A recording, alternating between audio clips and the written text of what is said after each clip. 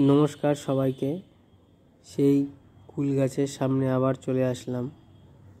দেখুন, কুলে কিন্তু রং ধরতে শুরু করে দিয়েছে। এটা সেই আপেল সুন্দরী কুল। এটা একটু লম্বা গোছের হয়। এইটারই আর একটা ভ্যারাইটি আছে বল সুন্দরী, যেটা পুরো গোল হয়, সেটাও আমি আপনাদের দেখাবো। তবে এই গাছটা দেখুন, কিছুদিন আগে কিন্তু আমি ভিডিও করেছিলাম, তখন কিন্তু কুলগুলো সবুজ কালারের ছিল। আস্তে আস্তে কিন্তু কালার চেঞ্জ হয়ে একটু কালচে কালচে দাগ আসছে। আমি সত্যি বলতে কি গাছে সেরকম যত্ন এবার করতে পারিনি, সেই কারণে কুলও খুব সামান্য মাত্রায় ধরেছে। অন্যান্যবার আমি ভিডিও করে আপনাদের দেখাই, আপনারা দেখেছেন যারা আমার ভিডিও দেখেন, প্রচুর পরিমাণে কুল আসে। কিন্তু এইবার পরিচর্যার অভাবে পরিমাণটা কমে গেছে।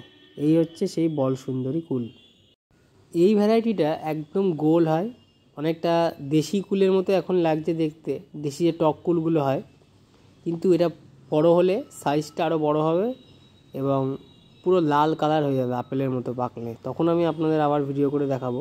এই গাছটা নতুন আমি বসিয়েছি, ছোট্ট গাছ, তো রেজাল্ট ভালো হলে আমি পরবর্তীতে বড় টবে দিয়ে আপনাদের প্রতিস্থাপন করেও দেখাবো। দেখা যাক কীরকম কুলটা বড় হলে হয়। অনেক নাম শুনেছি, এবার পাকলেই বোঝা যাবে।